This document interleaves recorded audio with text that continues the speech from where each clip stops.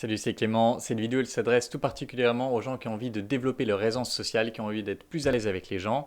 Et je vais vous montrer un modèle tiré de la psychologie sociale qui est très intéressant pour travailler l'aisance sociale. Donc on va regarder tout ça ensemble.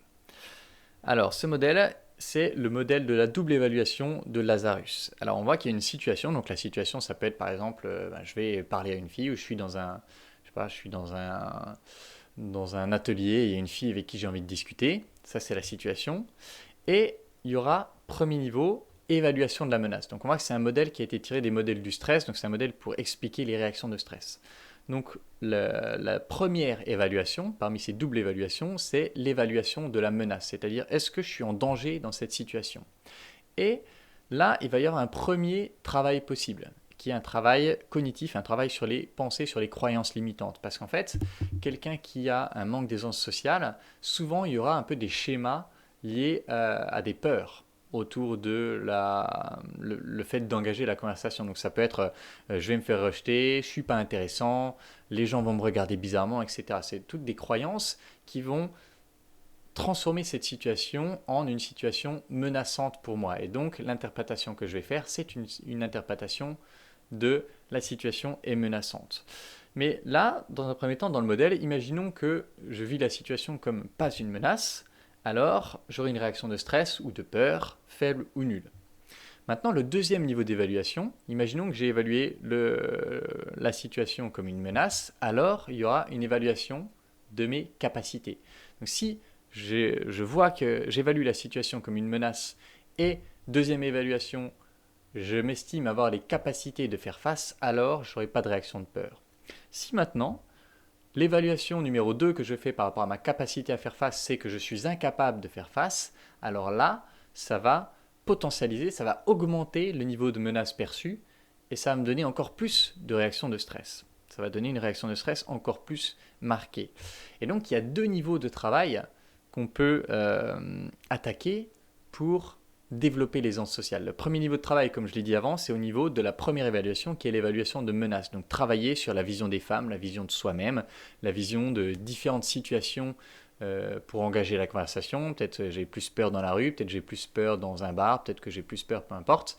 Donc déjà essayer de sélectionner les différentes situations dans lesquelles je serais plus à l'aise et puis travailler les pensées autour de ces situations qui me ferait évaluer la situation comme menaçante, de telle sorte que je vois la situation le moins menaçante possible et donc que j'ai le moins de réponses de stress possible avant même d'y aller et pendant que j'y suis. Donc premier niveau de travail, travail sur les pensées, travail sur les croyances limitantes. Et deuxième niveau de travail, c'est au niveau de la deuxième évaluation, de l'évaluation de la capacité versus incapacité. Et bien, il s'agit tout simplement de développer ses skills, de développer ses compétences de conversation, ses compétences par rapport au fait d'être intéressant, d'être intéressé, de savoir quoi dire, de savoir comment se connecter à l'autre, comment créer une connexion émotionnelle, tout ça. Toutes ces compétences-là, c'est ce qui va me donner le sentiment que je suis capable de faire face à cette situation, quand bien même elle est un peu menaçante, quand bien même elle fait un peu peur, puisque ça fait un peu peur d'aller voir des filles qui nous plaisent vraiment. Et bien là, je développerai suffisamment de capacités pour avoir confiance dans mes capacités de faire face et donc avoir une réaction de stress limitée. Alors comment on travaille les capacités de communication, mais c'est bien sûr la manière que moi je préfère, c'est évidemment la connexion authentique parce qu'on va travailler différents thèmes, autant la partie curiosité authentique, capacité de s'intéresser réellement à l'autre, mais aussi capacité d'expression authentique, capacité d'être plus spontané, d'exprimer plus avec plus de force ce qu'on exprime, avec plus d'émotion aussi ce qu'on exprime, de telle sorte que ces deux facteurs réunis nous donne une capacité de créer une connexion plus forte avec l'autre. Et donc, quand on l'a fait suffisamment de fois, dans le milieu sécurisé par exemple de l'école des guerriers ou d'un atelier, quand on l'a fait suffisamment de fois, on sait qu'on est capable de créer des connexions avec à peu près n'importe qui, et donc on a beaucoup moins peur d'engager la conversation. Et donc au niveau de l'école des guerriers, la partie numéro un, l'évaluation de la menace, la partie travail des pensées, des croyances limitantes, ça c'est ce qu'on ferait en coaching personnel. Donc dans l'école des guerriers, il y a une partie coaching personnel et une partie coaching groupé, connexion authentique. Donc dans la partie coaching personnel, on travaillerait sur l'évaluation de la menace, on travaillerait sur les croyances limitantes, sur l'image de soi et tout ça.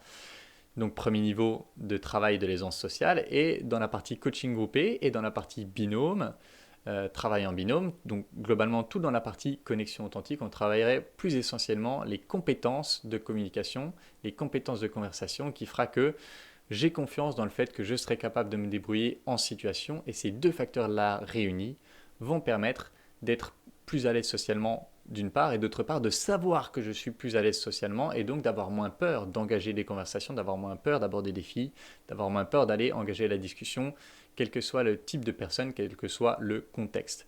Du coup, si vous voulez travailler avec moi, la prochaine école des guerriers, c'est le 20 février. Il ne me reste plus que 2 places, donc si vous voulez que je vous accompagne dans ce processus-là, vous avez vu grâce à cette vidéo comment ça va impacter votre aisance sociale. Si vous voulez faire ce travail-là avec moi, vous pouvez postuler via le lien qui est dans la description. Et puis, on verra comment on peut continuer. On verra si l'école des guerriers, c'est quelque chose d'approprié pour vous, si je pense que ça peut vous aider, si vous pensez que ça peut vous aider, et si oui, on se lance dans tout ça et vous allez voir que ça va être un travail extraordinaire qu'on va faire ensemble sur ces 3 mois.